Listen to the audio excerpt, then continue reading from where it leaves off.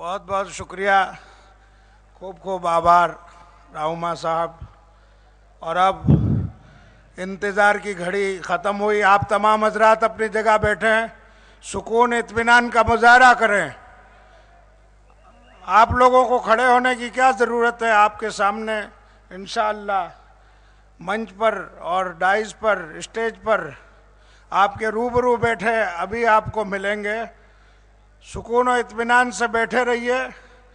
पूरे प्रोग्राम की videography, shooting सब कुछ हो रही है। हमारे दूरदर्शन का डिपार्टमेंट, जिसका मैं बहुत शुक्रगुजार हूँ, आभारित हूँ, वो भी यहाँ पर उपस्थित है। और इस पूरे प्रोग्राम का इंडिया लेवल पर शूटिंग हो रहा है। हमारे दरमियान हमारे निहायत ही मुअज़्ज़ज़ व मुअक्कर मेहमान, विश्व विख्यात इस्लामी मैसेंजर और दाई डॉक्टर जाकिर नायक साहब हफिज़हुल्लाह ताला स्टेज पर तशरीफ़ फरमा है। मैं जमइयत अहले हदीस गुजरात, जमइयत अहले हदीस समी और गुजरात भर से आए हुए तमाम ऑडियंस की तरफ से हमारे मुअक्कर मेहमान डॉक्टर जाकिर नायक हफिज़हुल्लाह ताला का शुक्रिया अदा करता हूँ।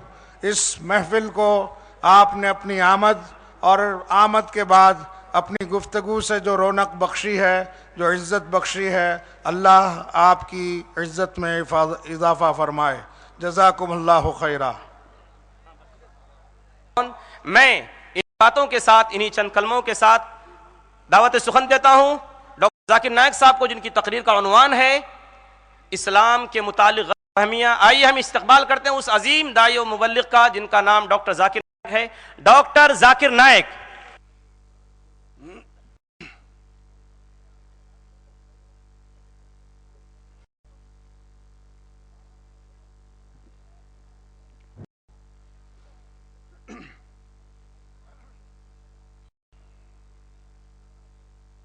अल्हम्दुलिल्लाह वस्सलातु वस्सलाम अला रसूलिल्लाह व अला आलिहि वसहबिहि अजमईन, अम्मा बाद। अऊज़ु बिल्लाहि मिनश शैतानिर रजीम, बिस्मिल्लाहिर रहमानिर रहीम। उदु इला सबीलि रब्बिका बिल हिकमा वल मौइज़तिल हसना वजादिल बिल्लती अहसन। रब्बि इश्रह ली सदरी वयस्सिर ली अमरी वहलुल उक़दतम मिन लिसानी यफ़क़हू क़ौली। मेरे मोहतरम उलमा दीन, मेरे मोहतरम बुजुर्गों और मेरे अजीज भाइयों और बहनों, अस्सलाम वालेकुम वरहमतुल्लाहि वबरकातुहू। मुझे बेहद खुशी हो रही है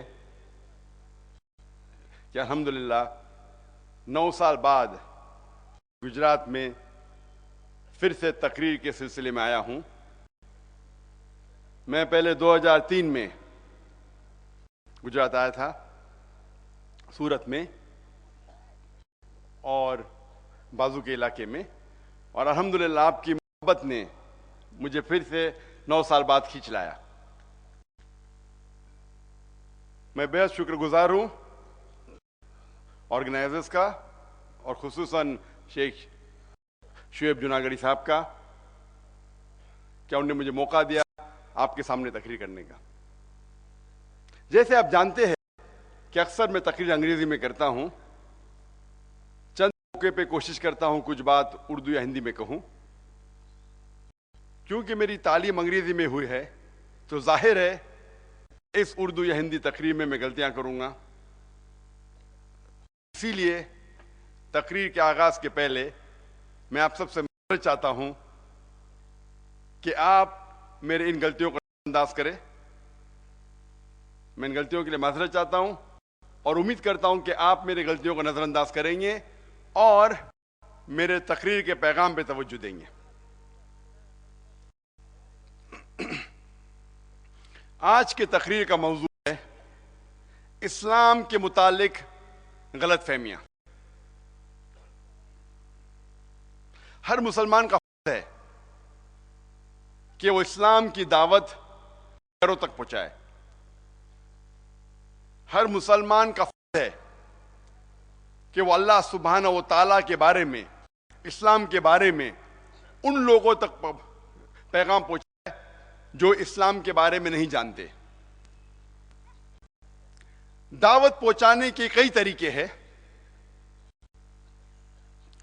کچھ طریقے میں سفلتا ملتی ہے, کچھ طریقے میں کم سفلتا ملتی ہے. جو سب سے عام طریقہ ہے اسلام کی دعوت, اسلام کا پیغام غیروں تک پہنچانے کا ہے کہ جب بھی مسلمان غیر مسلمان سے ملتے ہیں تو اکثر اسلام کے بارے میں 100 اچھائیاں کرتے ہیں, اور اکثر وہ غیر مسلمان ان اچھائیوں کو ماننے کے باوجود اپنے دماغ میں سوچتا ہے یہ وہی مسلمان ہیں جو دہشت گرد ہے, یہ وہی مسلمان ہیں جو بنیاد پرست ہے, جو شدت پرست ہے, یہ وہی مسلمان ہیں جس نے اپنے مذہب کو تلوار کے زور پہ پھیلایا, یہ وہی مسلمان ہیں جو ایک سے زیادہ بیوی رکھتا ہے, یہ وہی مسلمان ہیں جو اپنے خواتین کو حجاب میں رکھ کے ذلیل کرتا ہے. یہ چند سوالات, یہ چند غلط فہمیاں اس غیر مسلم کے دماغ میں ہونے کی وجہ سے وہ غیر مسلم اسلام کی اچھائیوں کو قبول نہیں کرتا. اسی لیے جب بھی میں غیر مسلم کو ملتا ہوں سب سے پہلے میں یہ پوچھتا ہوں کہ آپ کو اسلام سے کیا شکایت ہے, آپ کو اسلام کے بارے میں کیا صحیح نہیں لگتا. بھلے آپ کا علم صحیح یا غلط ہے, جو بھی علم آپ کے پاس ہے اسلام کے بارے میں ان سے پہلا سوال پوچھتا ہوں کہ آپ کو اسلام کے بارے میں کیا غلط لگتا ہے, اور میں انہیں سہمت کرتا ہوں, ان کو آرام دلاتا ہوں کہ وہ اسلام کے بارے میں کوئی بھی شکایت کر سکتے, خلاف بھی بات کر سکتے, چاہے قرآن کے خلاف ہو چاہے اسلام کے خلاف ہو, اور میں ناراض نہیں ہوں گا. میں جوان ہوں لیکن الحمدللہ ناراض نہیں ہوں گا. اور جب میں انہیں مطمئن کرتا ہوں کہ آپ بنا جھجک کوئی بھی سوال پوچھ سکتے ہیں, پھر وہ غیر مسلم 3 یا 4 سوالات پیش کرتا ہے, اور یہ 3 یا 4 سوالات اکثر جو 20 سب سے پوچھے جانے سوالات غیر مسلمانوں سے یہ ان میں سے ہوتے ہیں. میرے 20 سال سے زیادہ تجربہ جو دعوتی میدان میں ہوں میں, مجھے یہ اندازہ ہوا ہے کہ اکثر غیر مسلمانوں کو 20 سب سے عام سوالات ہے اسلام کے متعلق, اور جب 3 یا 4 سوالات پیش کرتے ہیں وہ اکثر یہ 20 سوالاتوں میں سے ہوتا ہے. اگر ہر مسلمان یہ 20 سوالوں کا جواب قرآن اور حدیث کی روشنی میں, قرآن اور حدیث کے حوالے سے, دیگر مذہب کے کتابوں کے حوالات سے, منطق کے مطابق, سائنس کے مطابق, ریزن اور لاجک کے مطابق اگر جواب دیں گے, بھلے وہ غیر مسلمان اسلام قبول نہ کرے لیکن کم از کم اس غیر مسلمان کے دل میں جو اسلام کے خلاف نفرت ہے وہ کم از کم مٹ جائیں گی. ہر مسلمان کا فرض ہے کہ وہ اسلام کا پیغام غیر مسلمانوں تک پہنچائے. اور یہ 20 سوالات غیر مسلمانوں کے ذہن میں کیسے پیدا ہوتے ہیں؟ جس طریقے سے میڈیا اسلام کو پیش کرتا ہے اس طریقے سے یہ سوالات اس کے ذہن میں پیدا ہوتے ہیں. آج international news paper, international magazine, international radio broadcast station, international television satellite channels, internet, یہ ساری میڈیا اسلام کے خلاف غلط فہمیاں پھیلا رہی ہے، اسلام کے بارے میں غلط انفارمیشن دے رہی ہے. دے آر ڈوئنگ ویرولنٹ پروپیگنڈا، اسلام کے خلاف پروپیگنڈا کر رہی ہے. جس طریقے سے یہ میڈیا اسلام کے خلاف غلط فہمیاں پھیلا رہی ہے، اس طریقے سے یہ 20 سوالات غیر مسلمانوں کے ذہن میں پیدا ہوتے ہیں. 20 سال پہلے یہ 20 سوالات کچھ اور تھے. 20 سال بعد ہو سکتا ہے کہ یہ 20 سوالات بدل جائیں گے، لیکن ساری دنیا میں یہ عام سوالات وہی ہے.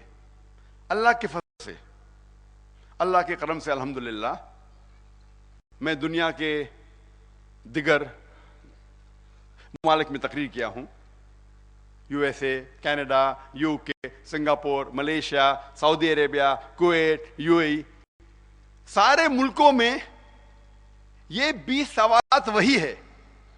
ہو سکتا ہے کہ ماحول کی وجہ سے ایک آدھ سوالات اور ایڈیشنل اور بڑھ جائے. مثال کے طور پہ مغربی ملکوں میں ایک سوال اور آتا ہے کہ اسلام سود کے خلاف کیوں ہے، لیکن وہ باقی 20 سوالات وہی ہے.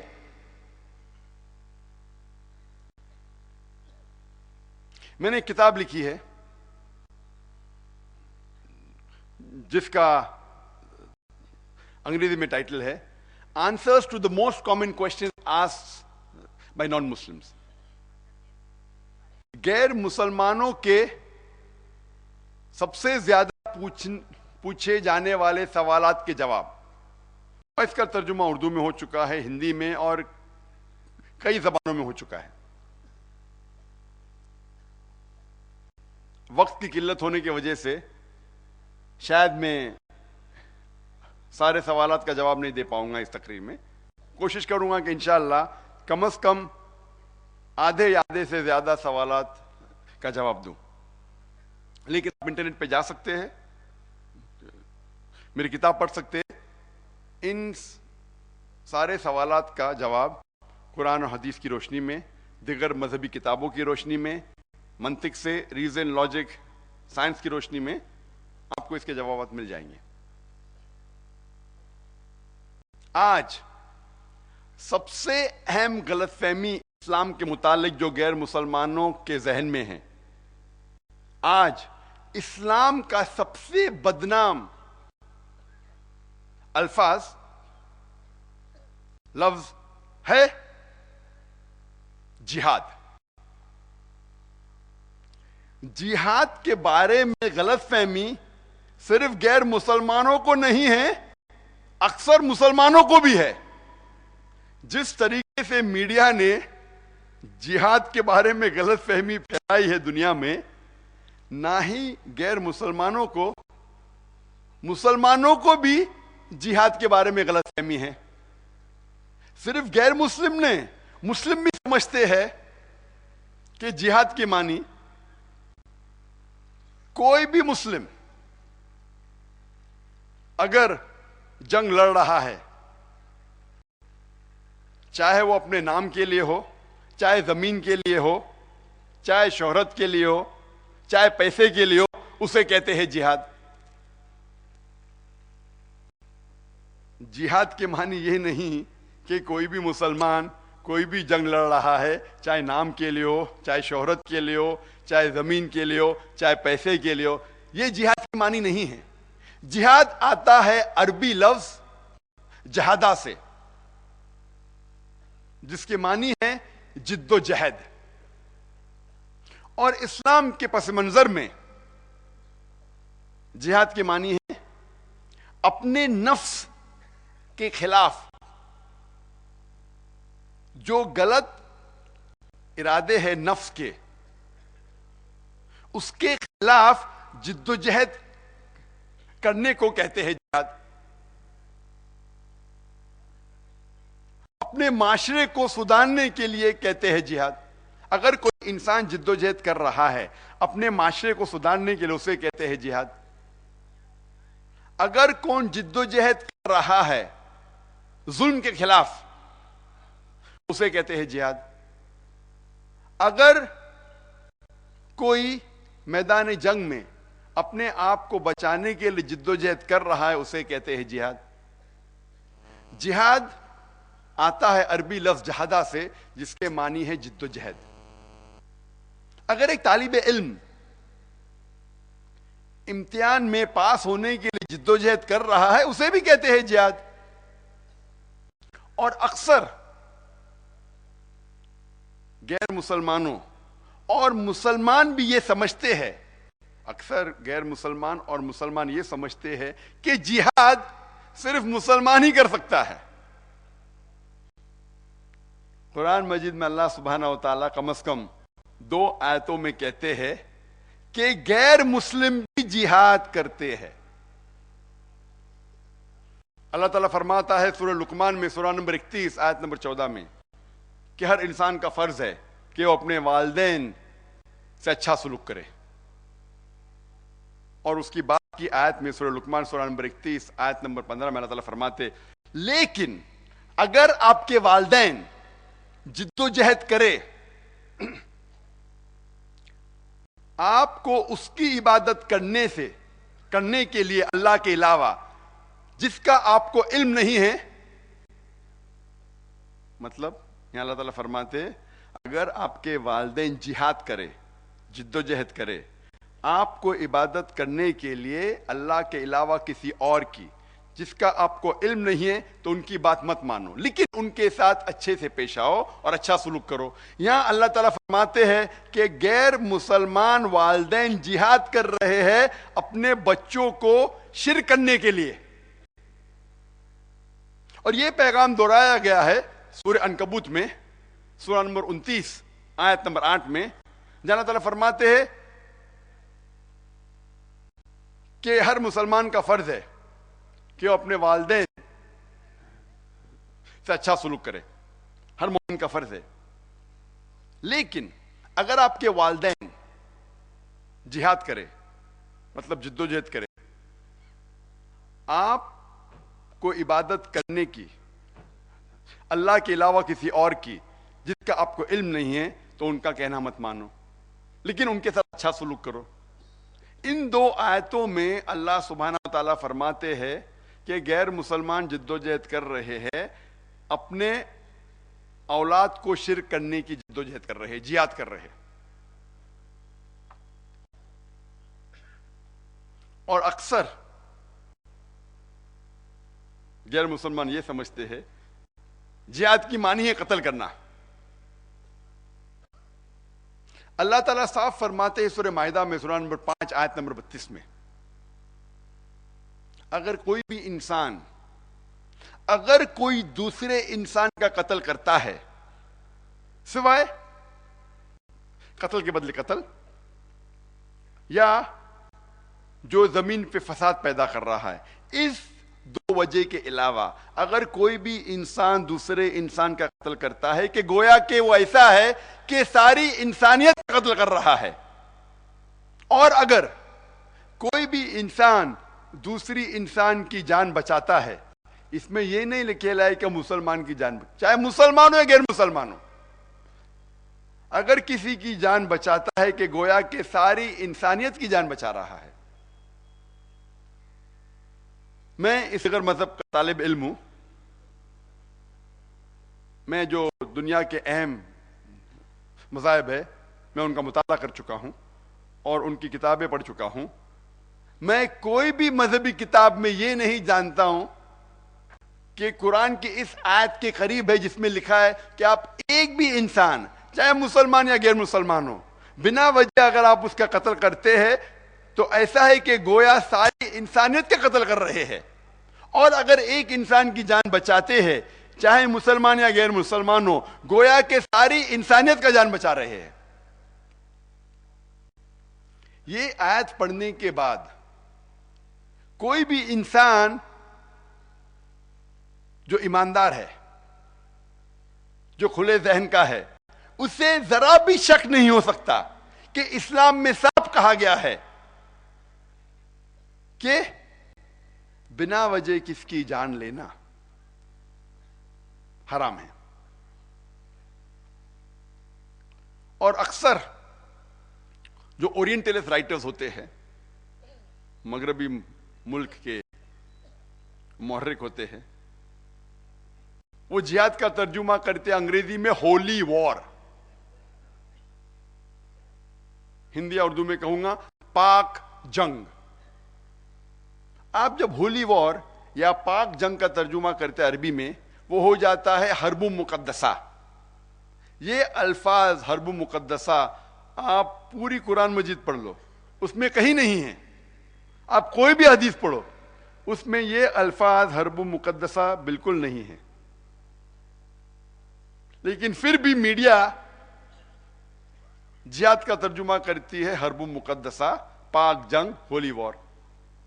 یہ الفاظ ہولی وار، پاک جنگ سب سے پہلے استعمال کیا گیا تھا عیسائی کے لیے، جب عیسائی اپنا مذہب زبردستی پھیلا رہے تھے. جب وہ یورپ میں اگر کوئی بھی عیسائی مذہب قبول کرنے کو تیار نہیں ہے سینکڑوں سال پہلے، اس کا قتل کر لیتے تھے. اس وقت یہ الفاظ استعمال کیے جاتے تھے، Holi war for the crusades, عیسائی کے لیے. آج میڈیا استعمال کر رہے مسلمانوں کے لیے.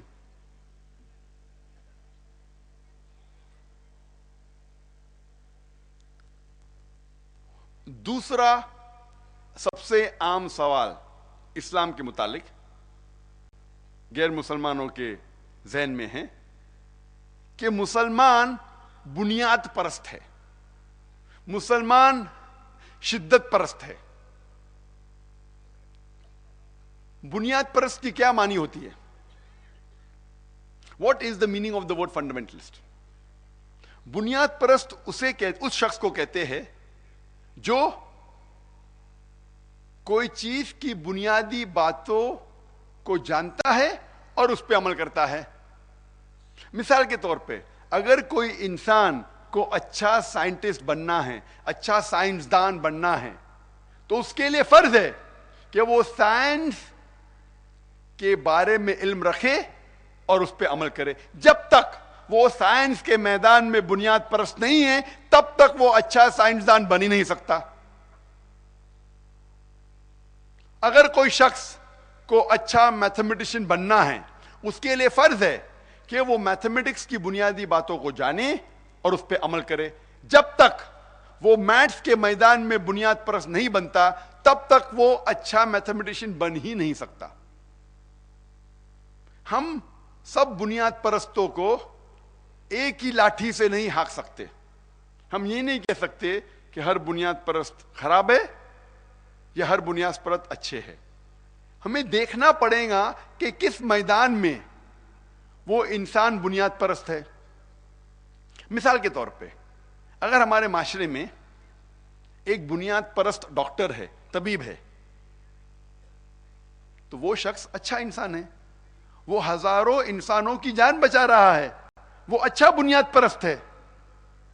لیکن دوسری طرف ہمارے معاشرے میں ایک بنیاد پرست چور ہے جس کا پیشہ ہے چوری کرنا.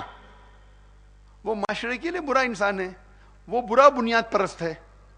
ہم سب بنیاد پرستوں کو ایک ہی لاٹھی سے نہیں ہانک سکتے. ہمیں دیکھنا پڑے گا کہ کس میدان میں وہ انسان بنیاد پرست ہے. جہاں تک کہ میرا سوال ہے، میں ایک مسلمان بنیاد پرست ہوں اور مجھے گرو ہے، مجھے فخر ہے کہ میں مسلمان بنیاد پرست ہوں، کیونکہ میں اسلام کی بنیادی باتوں کو جانتا ہوں اور الحمدللہ کوشش کرتا ہوں اس پہ عمل کروں. اور میں چیلنج دیتا ہوں، ایک بھی شخص اسلام کی ایک بھی بنیادی باتیں پیش کرے، ایک بھی اسلام کی بنیاد بات پیش کرے جو انسانیت کے خلاف ہے. ہو سکتا ہے میڈیا کی وجہ سے، کئی غلط اسلام کی کتابیں پڑھنے کی وجہ سے وہ غیر مسلم سمجھتا ہوں گا کہ یہ اسلام کی بنیادی باتیں غلط ہے. لیکن جب ہم اس کی غلط فہمی دور کریں گے تو ایک بھی عام غیر مسلم جو کھلا ذہن کا ہے وہ اسلام کے متعلق ایک بھی بنیادی بات نہیں پیش کر سکتا جو انسانیت کے خلاف ہے.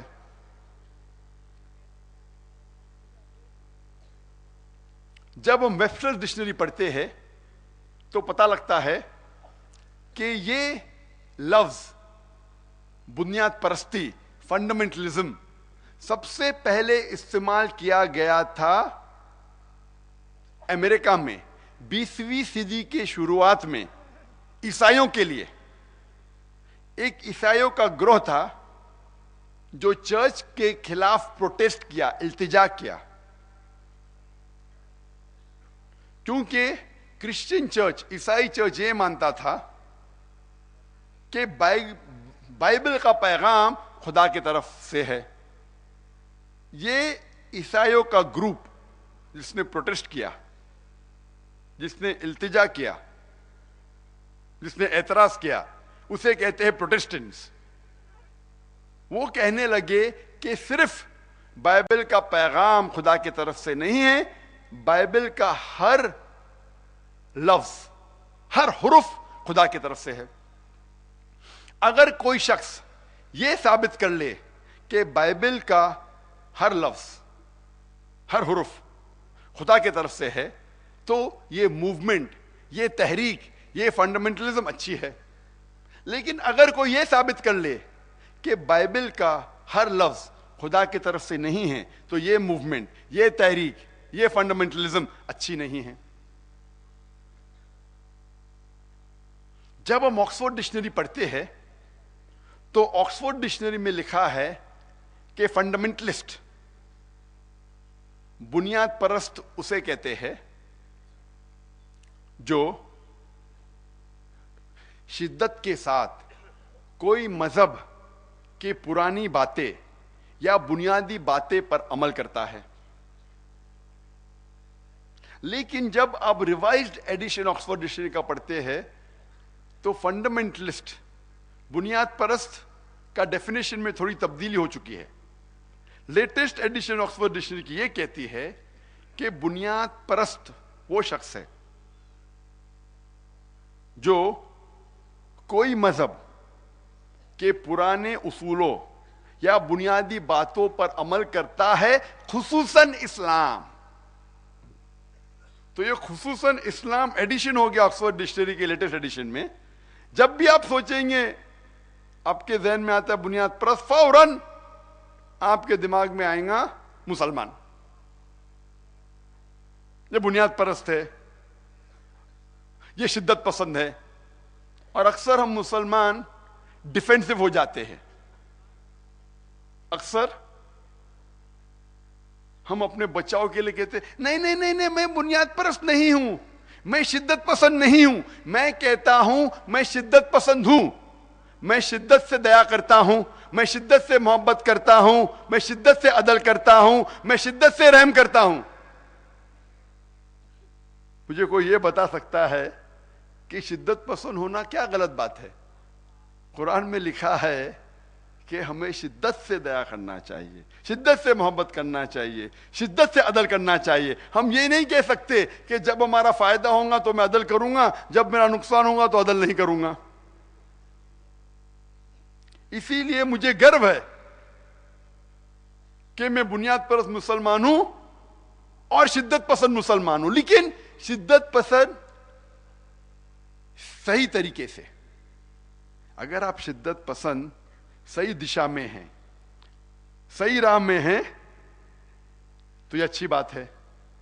غلط راہ میں شدت پسند بالکل غلط ہے.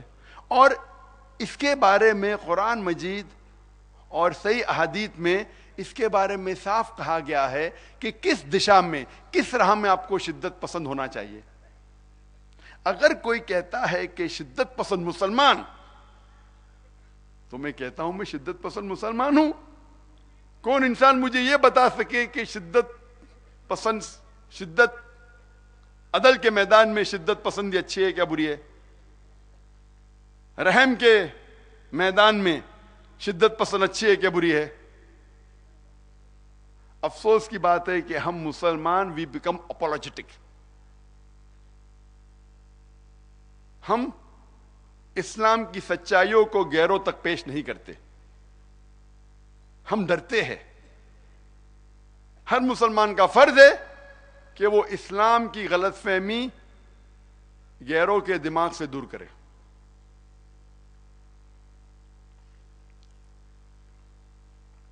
تیسری سب سے اہم غلط فہمی غیر مسلمانوں کے دماغ میں جو آتی ہے اسلام کے خلاف، وہ ہے کہ مسلمان دہشت گرد ہے. اور اکثر ہم دیکھتے ہیں کہ کئی بار ایک انسان،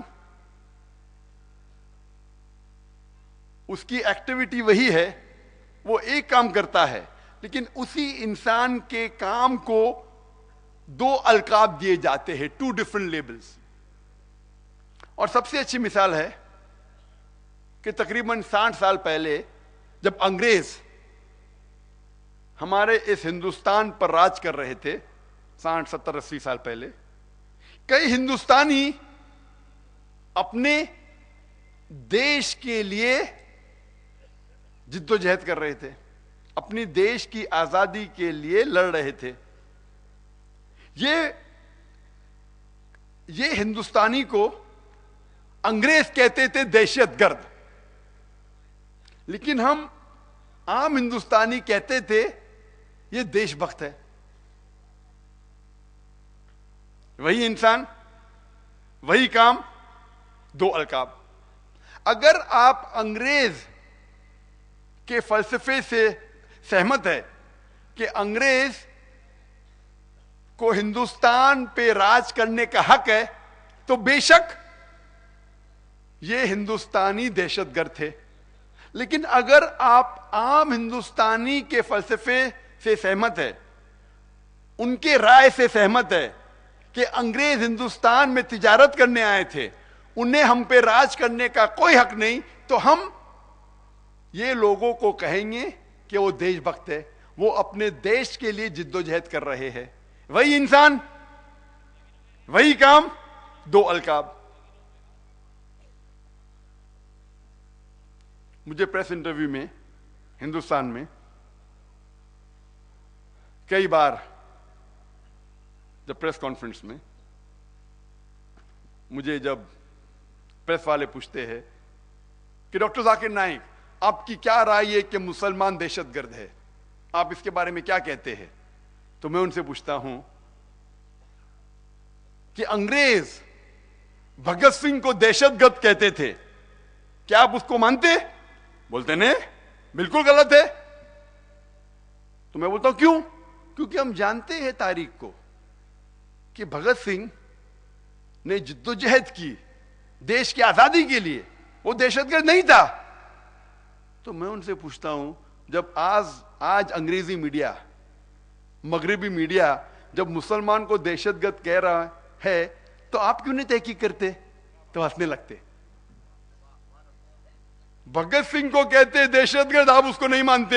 مسلمان کو دہشت گرد کہہ دیے اور آپ ماننے لگ گئے. یہ ڈوگلے پنا نہیں ہوا، ہنسنے لگتے ہو.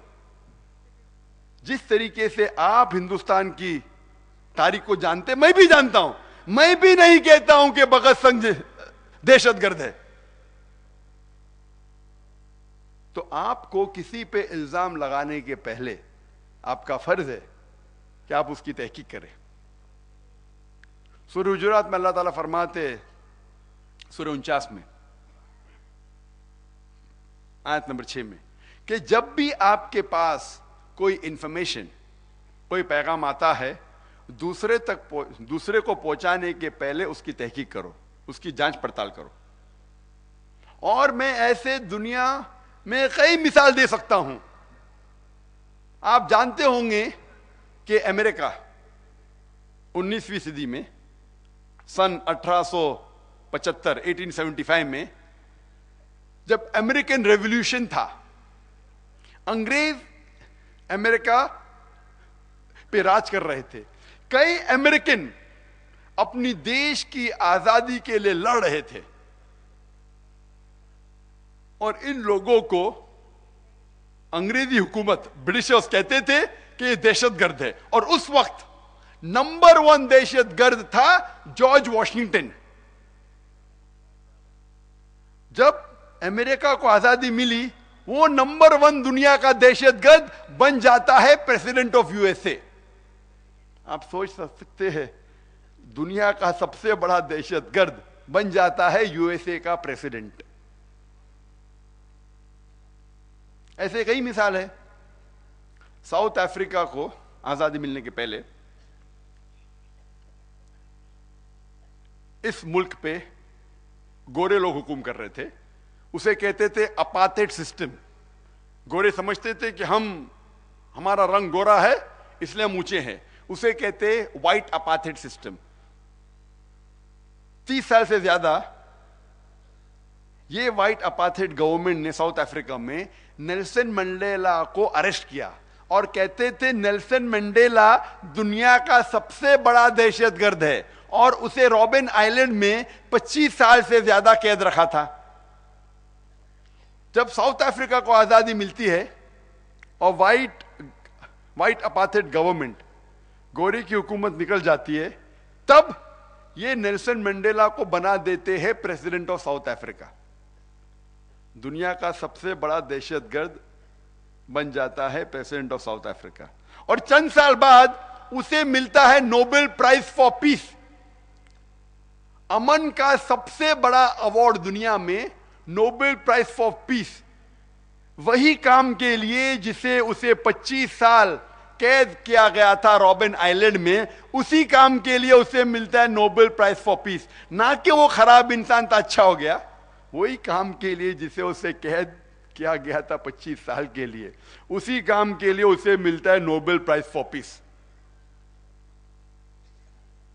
تو یہ اس سے ہمیں اندازہ ہوتا ہے کہ جو انسان کے پاس میڈیا کا پاور ہے, وہ جو لقب انسان کو دیتا ہے وہ اس پہ چپک جاتا ہے, چاہے سچ یا غلط ہے.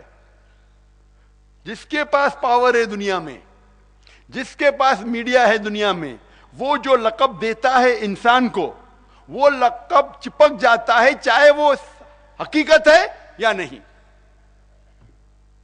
لیکن مسلمان وہ لقب کو دوہرا نہیں سکتا ہے. اس کا فرض ہے کیا وہ اس کے بارے میں تحقیق کرے دوسرے تک پہنچانے کے پہلے.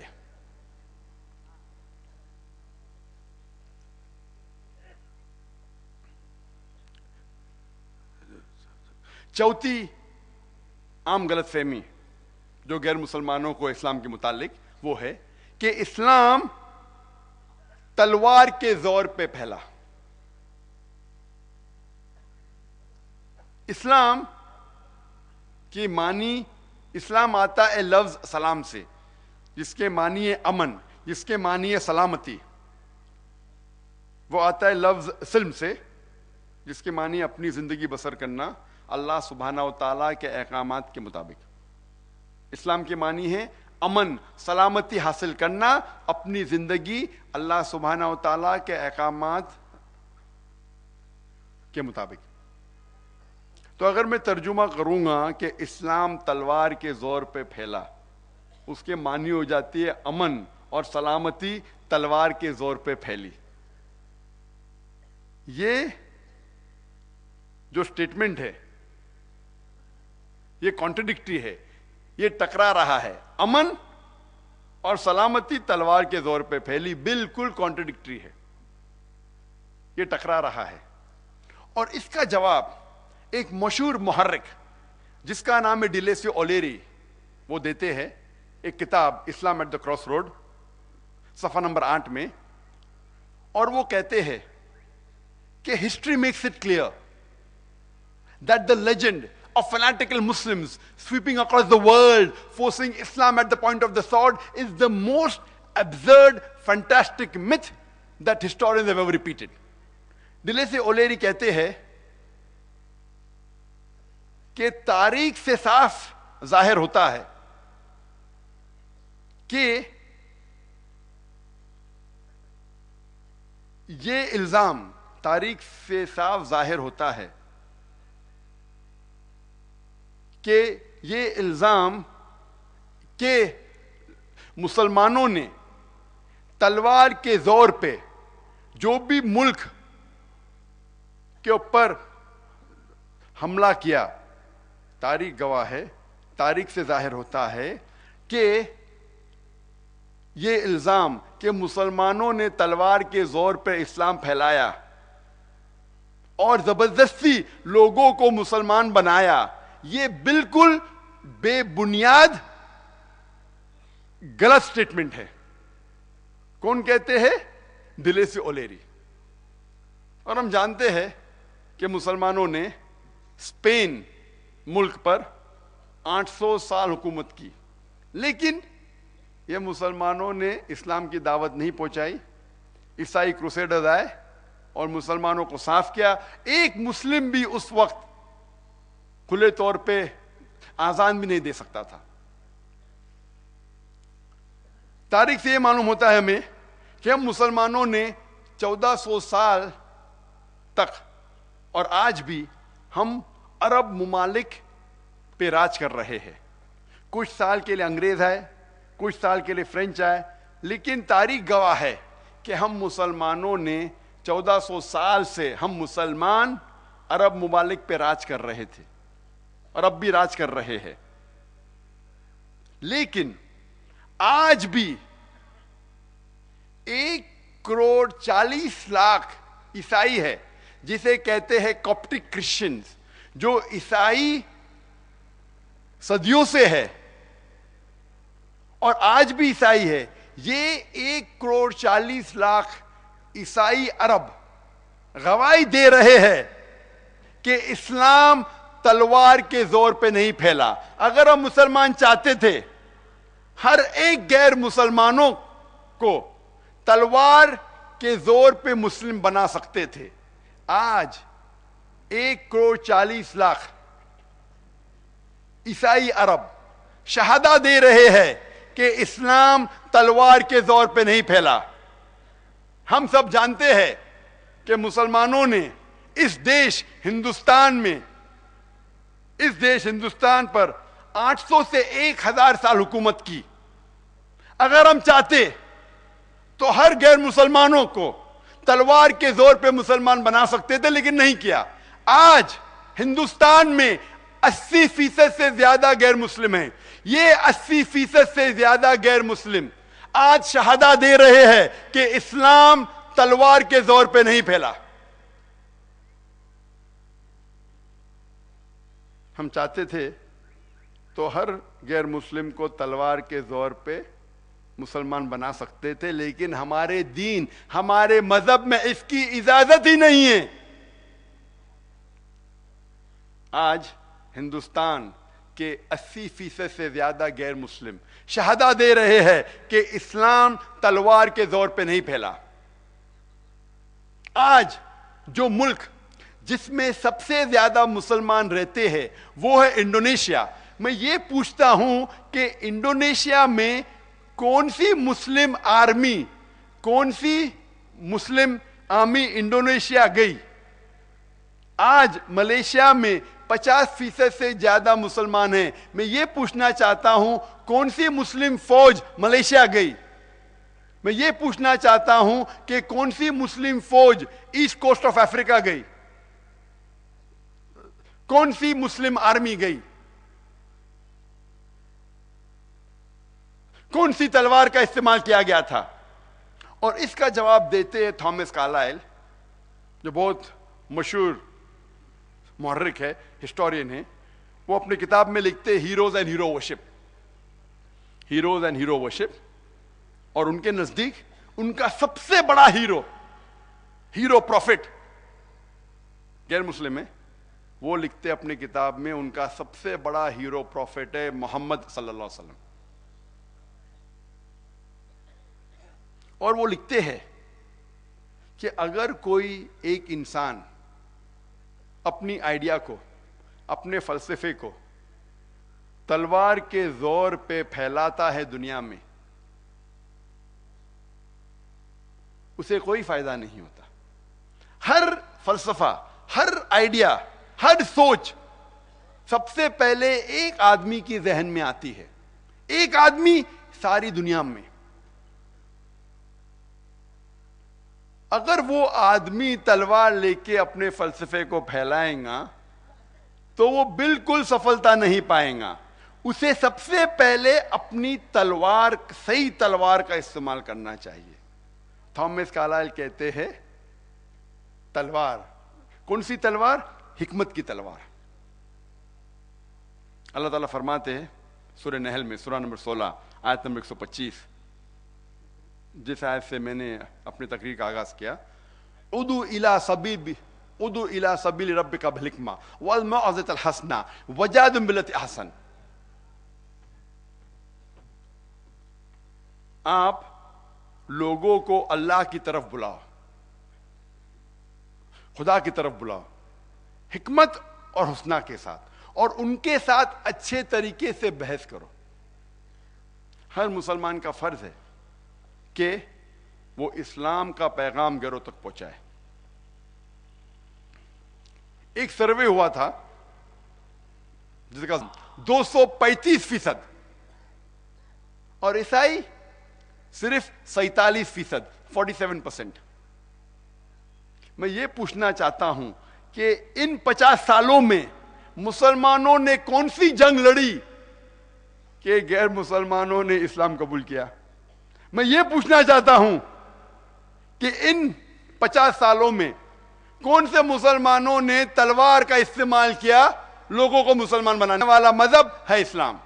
آج یورپ میں سب سے زیادہ پھیلنے والا مذہب ہے اسلام، اور جتنا وہ اسلام کے خلاف غلط فہمیاں پھیلا رہے ہیں اتنا ہی اسلام تیزی سے پھیل رہا ہے. یہ 9/11 کے بعد بن گئے، اسلام قبول کیا.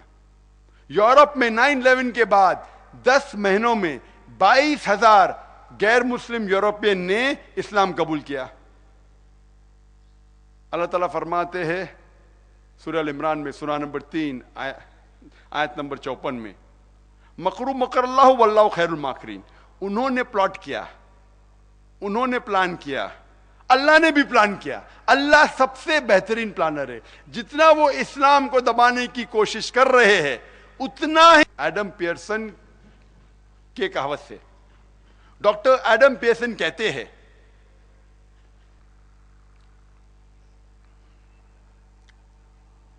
پانچواں اہم سوال جو غیر مسلمانوں کے ذہن میں آتا ہے اسلام کے متعلق، وہ ہے اسلام میں مرد کو ایک سے زیادہ بیوی رکھنے کی اجازت کیوں ہے؟ 9/11 کے پہلے 10 سال کے پہلے یہ سوال ٹاپ آف دا چارٹ تھا، نمبر 1 تھا. 9/11 کے بعد یہ آ گیا 5ویں نمبر پہ. پہلے میڈیا اکثر خواتین کے خلاف کہ اسلام میں خواتین کے حقوق نہیں ہیں، اسلام خواتین کو ذلیل کرتا ہے. آپ شاید یہ نہیں جانتے کہ جتنے غیر مسلمان امریکہ اور یورپ میں اسلام قبول کر رہے ہیں ان میں سے 2/3 حصہ خواتین ہیں. اگر اسلام خواتین کے حقوق نہیں دیتا تو یہ یورپین اور امریکن خواتین اسلام کیوں قبول کر رہے ہیں؟ کیونکہ وہ جانتے ہیں اسلام ایک واحد مذہب ہے جس میں خواتین کے حقوق ہے. 5واں سوال کہ اسلام میں مرد کو ایک سے زیادہ بیوی رکھنے کی اجازت کیوں ہے؟ میں جواب دینے کے پہلے یہ کہنا چاہتا ہوں کہ قرآن مجید ایک واحد مذہبی کتاب ہے جس میں لکھا ہے کہ آپ صرف ایک عورت سے شادی کر سکتے ہیں. قرآن مجید کے علاوہ آپ کوئی بھی کتاب پڑھیے، چاہے بھگوت گیتا ہو، چاہے رامائن ہو، چاہے مہابھارت ہو، چاہے بائبل ہو، چاہے اولڈ ٹیسٹمنٹ ہو، نیو ٹیسٹمنٹ ہو، دھما پد ہو، کوئی بھی مذہبی کتاب میں قرآن کے علاوہ یہ نہیں لکھا ہے کہ آپ صرف ایک عورت سے شادی کر سکتے ہیں. میں مذہبی اسلام اور دیگر مذاہب کا طالب علم ہوں، اور جتنے اہم مذاہب ہیں دنیا میں میں ان کی کتابیں پڑھ چکا ہوں، Bhagavad Gita, Ramayan, Mahabharat, Veda, Bible, Old Testament, New Testament, دمہ پڑھ. میں یہ چیلنج کرتا ہوں، کوئی بھی شخص ایسا الفاظ دکھا ہے ان مذہبی کتابوں میں سے جس میں لکھا ہے کہ مرد کو صرف ایک بیوی رکھنا چاہیے، ایک عورت سے شادی کرنا چاہیے. یہ قرآن کے علاوہ کوئی بھی مذہبی کتاب میں نہیں ہے. آپ جب رامائن پڑھیں گے اس میں لکھا ہے کہ شری رام کے والد راجا دشرت، ان کی ایک سے زیادہ بیوی تھی. جب آپ مہابھارت پڑھیں گے، مہابھارت میں لکھا ہے کہ شری کرشن کی کتنی بیویاں تھے؟ 4، 100، 1000، 10,000، 16,108. تو جب شری کرشن کے 16,108 بیویاں رہ سکتے ہیں تو ہم مسلمان کے 4 کیوں نہیں رہ سکتے؟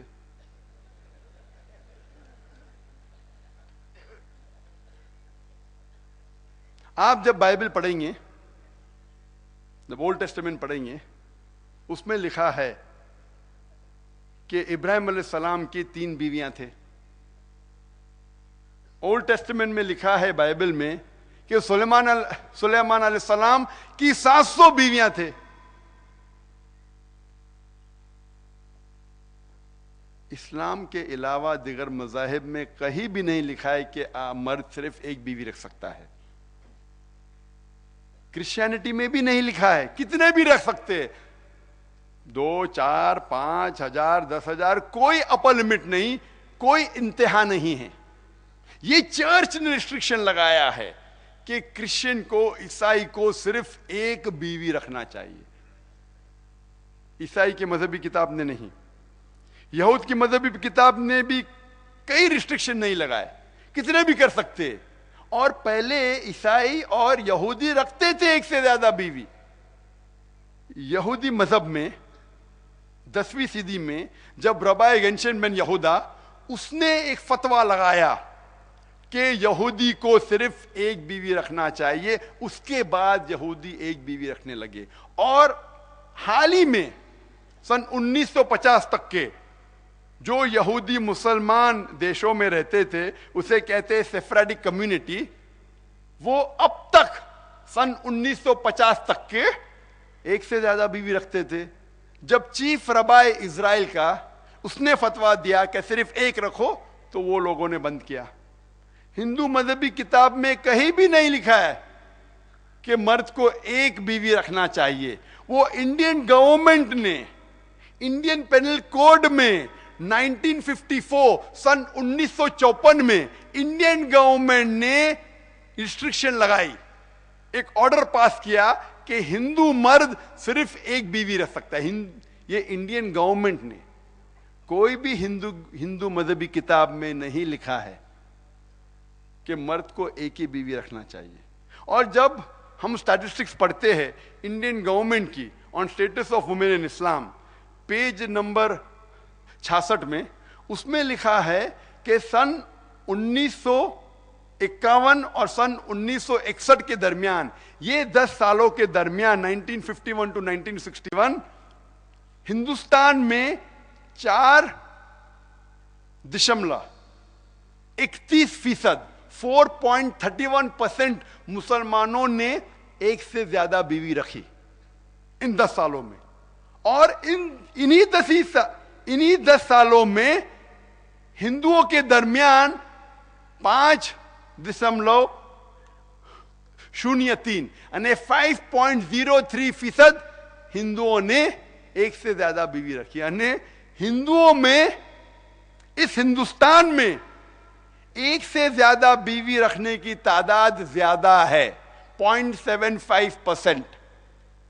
جب انڈین گورنمنٹ ریسٹرکشن لگانے کے باوجود ہندو اس دیش میں مسلمان سے زیادہ، ایک سے زیادہ بیوی رکھتے ہیں.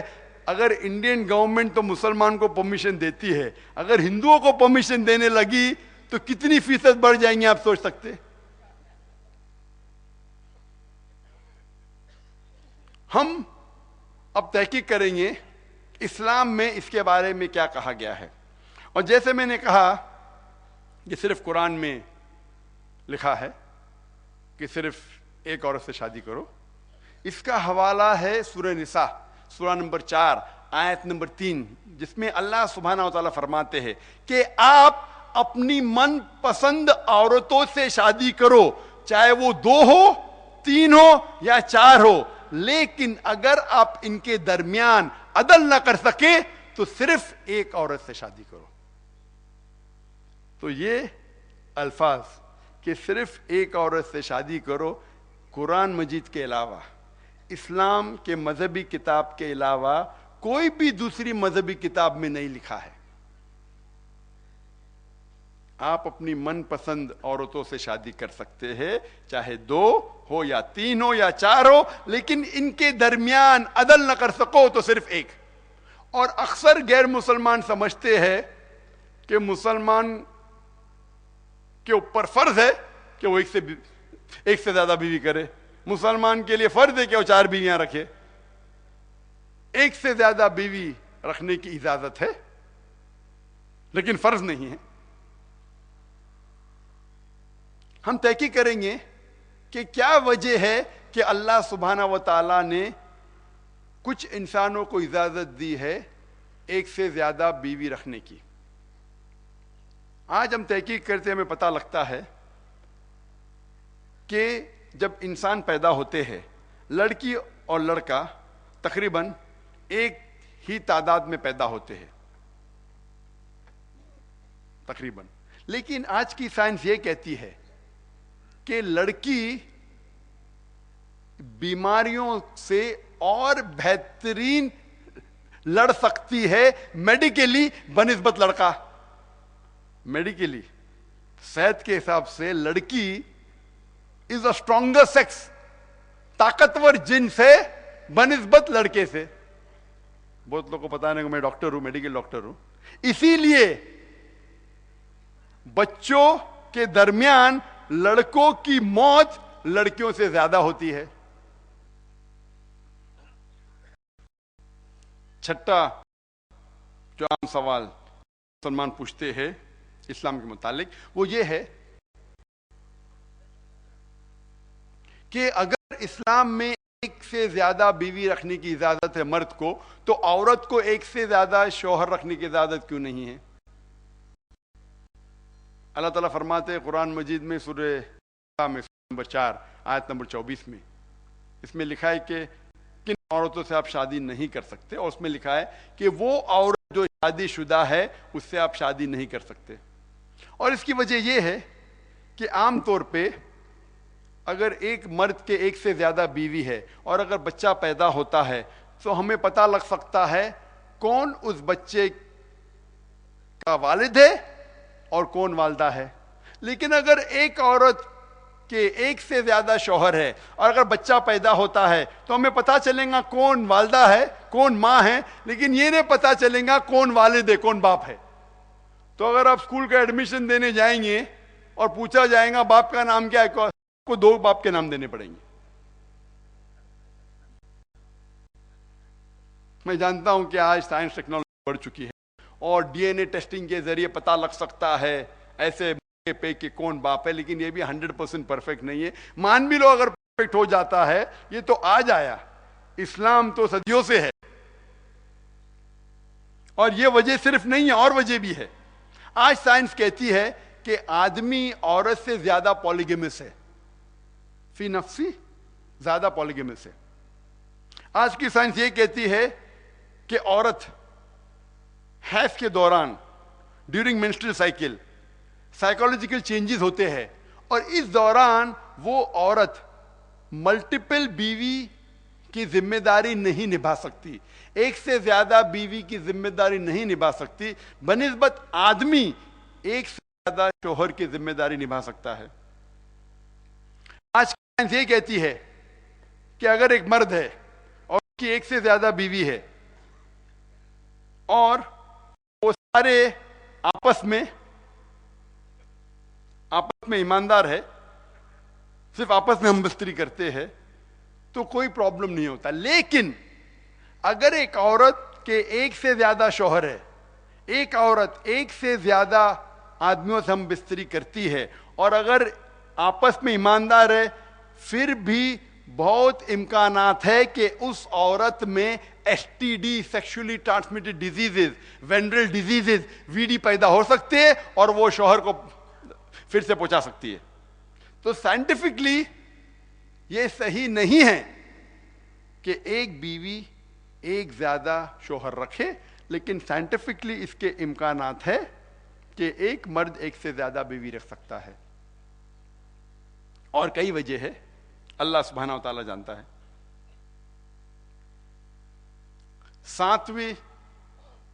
ساتواں اہم سوال، عام سوال جو غیر مسلمان اسلام کے متعلق کرتے ہیں، وہ ہے کہ اسلام خواتین کو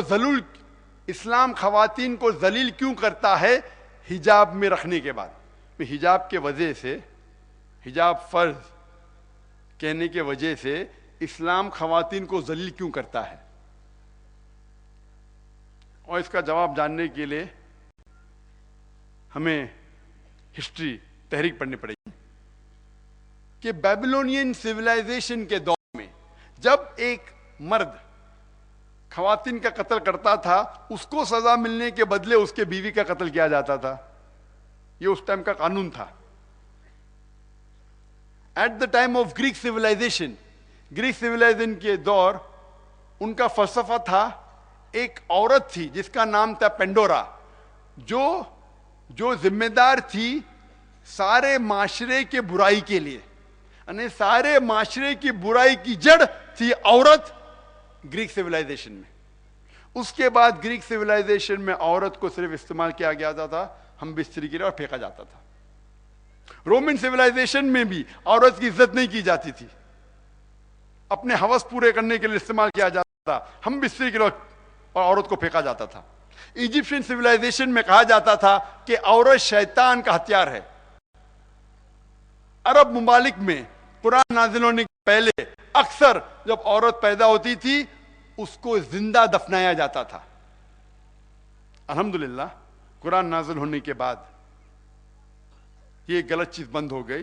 افسوس کی بات ہے کہ آج ہمارے اس دیش ہندوستان میں اب تک لڑکی پیدا ہونے کے بعد اس کا قتل کیا جاتا ہے.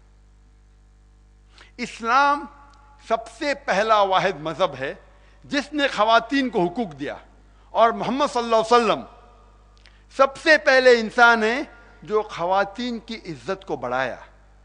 لیکن خواتین کو حقوق دینے کے بعد، عزت بڑھانے کے بعد طریقہ بھی دکھلایا گیا کس طریقے سے وہ اپنی عزت کو برقرار رکھے. اسی لیے حجاب کہا گیا. اکثر مقررین کہتے ہیں اسلام میں خواتین کا حجاب، لیکن اللہ سبحانہ و تعالی قرآن مجید میں پہلے ذکر کرتے ہیں مرد کے حجاب کے بارے میں، اس کے بعد عورت کے حجاب کے بارے میں. اللہ تعالیٰ فرماتے ہیں سورہ نور میں، سورہ نمبر 24 آیت نمبر 30 میں کہ اے مومنو، جب بھی آپ کوئی عورت کو دیکھتے ہیں تو اپنی نظر نیچے کرو اور